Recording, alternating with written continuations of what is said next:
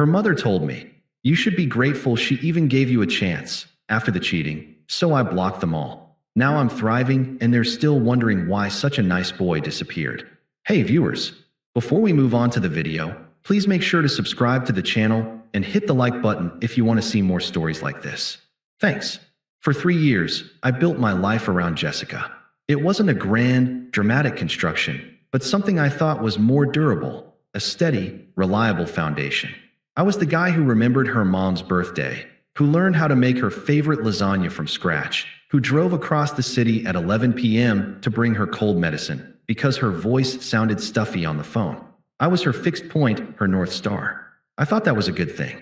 The cracks didn't appear all at once. They were hairline fractures, almost invisible until the whole structure gave way. It started with the jokes. Little comments about my job as a data analyst. "Must be nice to just play with spreadsheets all day," she'd say, laughing, but her eyes wouldn't join in.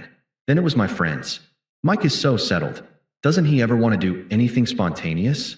My reliable Honda Civic became the beige mobile. Our cozy Friday nights in with a movie were suddenly predictable. I wrote it off as stress. Her new marketing job was demanding, and she was surrounded by what she called movers and shakers. She'd come home buzzing with stories about client dinners at rooftop bars and team-building retreats. She started talking about a guy named Mark from her office. It was always Mark. "Mark just closed the Anderson account single-handedly," she'd say, her voice tinged with a weird pride. "He's so aggressive in meetings. It's kind of amazing to watch. Aggressive can be good, I guess," I'd offer, stirring the pasta sauce. She'd look at me, a faint, pitying smile on her face. "It's not just good, Alex. It's necessary. You can't be nice and expect to get what you want in this world." I should have seen it then, but I was too busy being nice. Too busy being her foundation. The night I found out, it wasn't some dramatic, tear-streaked confession. It was a casual cruelty, which somehow made it worse.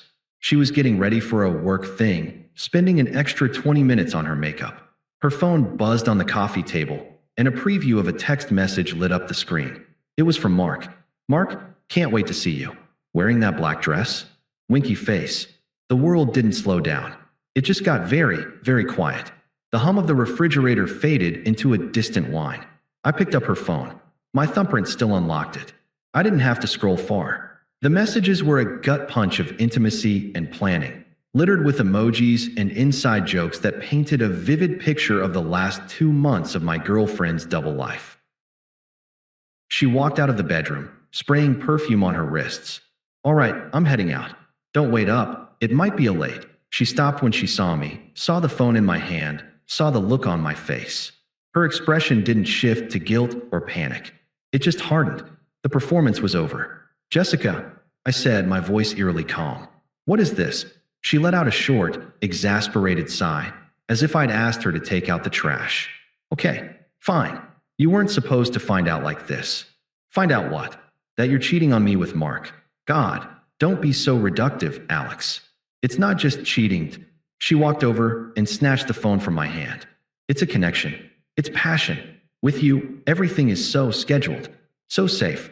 Mark is unpredictable. He's exciting. He makes me feel desired, not just maintained." The words were like bullets, each one finding its mark. Maintained. I looked at the woman I'd loved for 3 years, the woman I'd planned a future with, and I saw a stranger. "So after all this time," I said, my hands curling into fists at my sides, the only outward sign of the earthquake inside me. "After everything we've built together, you're just leaving? For a guy from the office?" She shrugged, a dismissive, fluid motion that shattered my heart into 1,000 icy pieces. "I'm not leaving. I'm choosing. I'm choosing a life that doesn't put me to sleep by 9 p.m. I'm choosing a man who actually has ambition. You should try it sometime. But you won't. You'll just find another nice, boring girl and build another nice, boring life." She walked to the door, pulling it open. The finality in the action was breathtaking. "It's over, Alex. Be an adult about it." The door clicked shut. I stood there in the silence of the apartment we shared, surrounded by the furniture we'd picked out together, under the roof I paid for, and I felt nothing but a cold, hollow wind blowing through the ruins of what I thought was my life. The phone rang an hour later. It was her mother, Carol. I almost didn't answer, but some deep-seated, stupid sense of politeness made me pick up. Alex, honey. Carol's voice was syrup-sweet, laced with condescension. Jessica called me. She's upset, of course. This is all very difficult. I said nothing. I just listened to the silence on my end, waiting. Look, she continued, her tone shifting to one of mild scolding. I know you're hurt, but you need to be realistic. My Jessica is a beautiful, special girl. She has a light in her. Frankly, you should be grateful she even gave you a chance. A lot of boys wouldn't have gotten that. I felt the air leave my lungs. Grateful? She's just spreading her wings, Alex. Don't be the anchor that holds her back. Be a man, accept it, and walk away with some dignity. Dignity. That was the word that did it. The word that cut through the shock and the pain and ignited a cold, clear flame of purpose inside me. Carol, I said, my voice flat and devoid of all the emotion churning inside me. Thank you for clarifying everything. I ended the call. I didn't hang up angrily. I just pressed the red button and placed the phone gently on the table. Then I started to block them. Jessica, Carol, her sister, her two best friends who had always looked at me with a sort of amused tolerance. One by one, I digitally erased them. It was the first, quiet, definitive step of my disappearance. The nice boy was about to vanish, and he was never coming back. The next morning, I didn't wake up heartbroken. I woke up clear. The fog of 3 years had lifted, leaving behind a stark, simple landscape. There were no more questions, no more doubts. There was only the path forward. I called my boss, David, the moment his line opened at 8 a.m. David, it's Alex. That remote position on the West Coast team, is it still available? There was a pause on the other end. It is. I thought you turned it down because Jessica, I've had a change in circumstances, I said, my voice even and professional. I'd like to transfer immediately. I can be fully operational by next Monday. That's quick. Everything all right, Alex? Everything is clear, I said, and I meant it. I'm ready for a change. He heard the finality in my voice. Okay, I'll make the call. Welcome to the team. I spent the next 2 days operating with the efficiency I didn't know I possessed. I wasn't packing up a life. I was conducting an evacuation. I took only what was mine, my clothes, my books, my laptop. I left the framed photos, the throw pillows she loved, the set of expensive knives we'd gotten as a wedding gift from a relative who jumped the gun. I wasn't being spiteful. I was being practical. They were artifacts from a civilization I was no longer a part of. The only thing I took that was ours was the small, sturdy rubber plant I'd bought for our first anniversary. It had thrived under my care. It felt like a symbol of something I could still nurture. I found a tenant to sublet my half of the apartment, a quiet graduate student who handed me a cash deposit without asking many questions. I hired movers to put my few boxes into a storage unit until I found a place out west. On my last night in the apartment, I slept on a sleeping bag on the floor. The emptiness echoed, but it was a clean sound. It was the sound of space. The next morning, I loaded my suitcase and the rubber plant into the beige Civic she'd mocked. I took one last look at the building. No nostalgia, no anger. It was just a building. Then I drove. I didn't have a destination in mind, just direction, away. I drove for hours until I found a quiet coastal town I'd never heard of. I rented a small, furnished apartment with a view of the ocean. The first thing I did was set the rubber plant by the window, where it would get the morning sun. The silence was profound. For the first week, I did nothing but exist. I walked on the beach. I learned the rhythm of the tides. I sat in the silence and let myself feel the full, unadulterated weight of the betrayal, not to wallow, but to acknowledge it and let it pass through me. The nice boy was being deconstructed, and I was curiously excited to see what would be built in his place. I didn't just leave a city. I shed a skin. The man who was grateful for a chance was gone. In his place was someone who was starting to understand his own worth. I didn't look for news about Jessica. I didn't have to. The world, especially the small, interconnected world of mutual acquaintances, has a way of delivering karma's report card without you ever asking for it. It started about 2 months after I'd disappeared. A text from Mike, one of my few friends who had never been fully integrated into Jessica's world. Mike, hey man, hope you're doing well out there. You're a legend, by the way. Just heard from Sarah that things blew up with Jessica and Mark. Spectacularly. I stared at the message. I felt nothing. No thrill, no vindication. Just a detached curiosity, like reading a news headline about a country I'd never visited. Me, oh yeah? Mike, yeah? Turns out Mark's ambition was mostly just talk. And he wasn't just exciting, he was volatile. Got into a screaming match with a client and got them both fired. Then Jessica found out he was still officially married, just separated. The guy ghosted her the second the drama started. Left her high and dry. I pictured it. Jessica, who valued appearance and status above all, publicly humiliated. Fired from the job she was so proud of, abandoned by the man she'd traded everything for. The passion she craved had burned her entire life to the ground. Mike, the kicker, her mom, Carol, apparently tried to call you to talk some sense into Jessica after the fact. Couldn't get through. They're telling people you abandoned her in her time of need. A dry, humorless laugh escaped me. The audacity was almost impressive. They had collectively shoved me off a cliff and were now complaining that I wasn't at the bottom to catch them when they jumped. Me, thanks for the update. Hope you're good. Mike, that's it. You're not even a little bit happy about this. I thought about it. Really thought about it. The emotion wasn't happiness. It was something quieter, more profound validation. Me, it's not my story anymore, Mike. I've got my own to write. And I did. In the quiet coastal town, I was writing a new story. I threw myself into my work and started going to the gym not as a punishment, but as a project. The softness in my body hardened into muscle. I let my hair grow a little longer. I started hiking on the weekends, the salt air cleansing my lungs and my mind. I didn't realize I was thriving until I caught my reflection in a shop window one day and didn't recognize the man staring back. He looked stronger, calmer. His eyes weren't searching for approval, they were just seeing. Meanwhile, the digital ghosts of my past life began to stir. A flurry of messages arrived from unknown numbers, like desperate signals from a sinking ship. Unknown number. Alex, it's Jessica. I know you're getting these. Please, we need to talk. I made a mistake. A huge mistake. Unknown number. Everything is ruined. Mark was a liar. I lost my job. I need you. You were always my rock. Unknown number. So you're just going to ignore me? After everything? You're really that cold? I'm drowning here. I read them with the same detachment as Mike's text. They were not appeals to my heart. They were applications for a position that had long been filled. The role of rock was retired. I was now something less stationary, something that could not be sunk. I deleted each message without a response.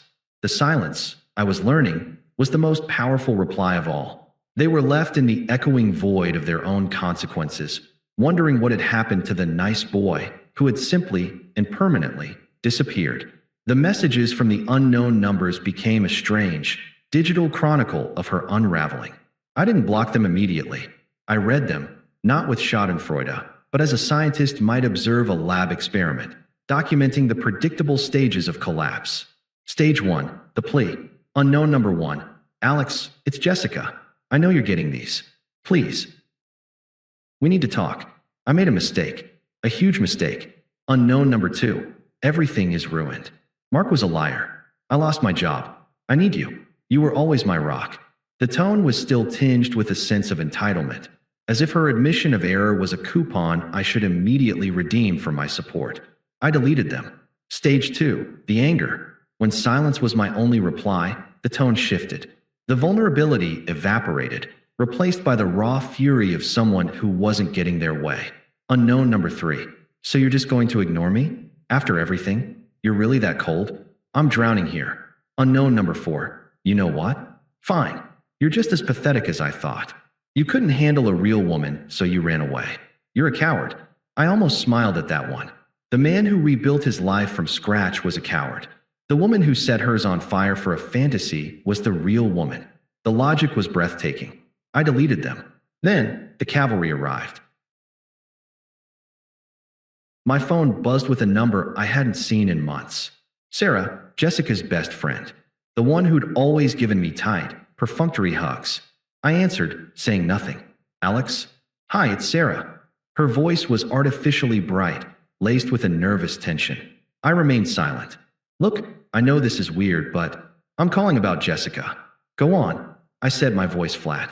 She's not in a good place, Alex. That guy Mark really did a number on her. He cleaned out her savings before he left. She's kind of a mess. I'm sorry to hear that, I said mechanically. The words were empty of all meaning. She needs you, Alex. She really does. She sees now what she had. You were so good to her. You're a good guy. Good guys don't just abandon people when they're at their lowest, right? The manipulation was so clumsy, it was almost admirable. She was trying to use my old identity, the good guy, as a lever to pry me open. Sarah, I said, cutting her off. I'm not a good guy. I'm just a guy, and I'm no longer available for the role of emotional cleanup crew. Goodbye. I hung up and blocked the number. The silence that followed felt cleaner than before. The final attempt came from the source I should have expected. A new number, but the voice was unmistakably Carol's.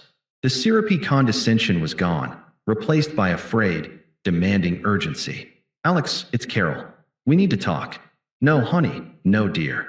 I'm listening, I said, my tone implying I was doing her a great favor. Jessica is devastated. She's living on my couch, for God's sake. She's applied for a dozen jobs and gotten nothing. That monster left her with nothing but debt and a broken spirit. I said nothing. I just let the weight of her words hang in the digital space between us. Alex, are you there? You need to talk to her. You were the only one who ever could calm her down. She needs to hear your voice. She needs to know you don't hate her. Ah, there it was. It was never about my pain. It was about absolving her daughter's guilt. My forgiveness was just a tool to make Jessica feel better. Carol, I said, my voice as calm and final as a judge's gavel. I don't hate her. I could hear her relieved sigh on the other end.